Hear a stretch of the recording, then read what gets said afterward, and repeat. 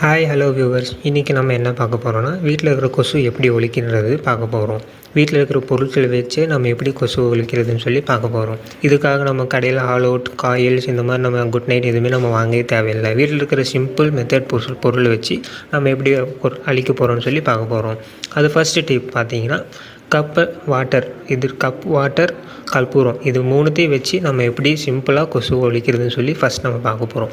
அதுக்கு முன்னாடி நம்ம பார்க்குறதுக்கு முன்னாடி நம்ம சேனல் சப்ஸ்கிரைப் பண்ணாலும் சப்ஸ்கிரைப் பண்ணுங்கள், லைக் பண்ணுங்கள், ஷேர் பண்ணுங்கள். ஃபர்தராக நம்ம இன்னும் நிறைய சேனல் வீடியோஸ் போடுவோம், அதெல்லாம் நீங்கள் ஃபாலோ பண்ணிக்கோங்க. ஓகே, நம்ம இப்போ டிப் 1க்கு போவோம். கப் எடுத்துக்கோங்க. கப் வந்து பிளாஸ்டிக் ஆர் சில்வர் எது எனி அது பாதி அளவு தண்ணி ஊற்றிட்டு 5 கற்பூரம் எடுத்துக்கோங்க. 4 கற்பூரம் தண்ணியில் போட்டுட்டு ஒரு கற்பூரம் மட்டும் நல்லா தூள் பண்ணி அதை வந்து தூவி விட்டுருங்க.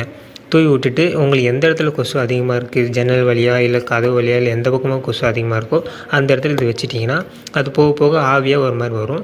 அந்த டைமில் வந்து கற்பூரம் கரைஞ்சி உங்களுக்கு வந்து அந்த கொசுவே வராது, வெளியவே வராது. இது வந்து ஒரு டிப்பு, சிம்பிள் டிப்பு.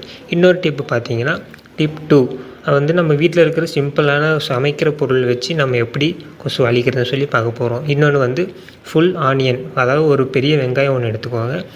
கட்டி சாம்பிராணி ஒயிட் கலராக இருக்கும், கட்டி சாம்பிராணி அதை வச்சு ஒன்று.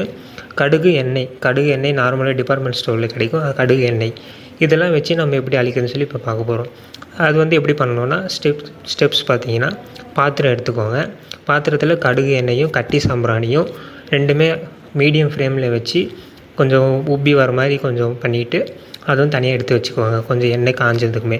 அதுக்கப்புறமா அது ரெண்டுமே எடுத்து ஆனியன் வெங்காயத்தில் வந்து தடவி வேணுமோ அந்த இடத்துல வச்சிட்டிங்கன்னா ஒரு 4 நாளைக்கு வந்து இந்த ஸ்மெல் வந்துகிட்டே இருக்கும், கொசு நம்மளுக்கு வரவே வராது.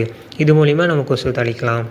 இது மாதிரி இன்னும் ஃபர்தராக நிறையா டிப்ஸ் வந்து நம்ம சேனலில் வரும். அதை நீங்கள் சப்ஸ்கிரைப் பண்ணிக்கோங்க, லைக் பண்ணிக்கோங்க, ஷேர் பண்ணிக்கோங்க. தேங்க்யூ.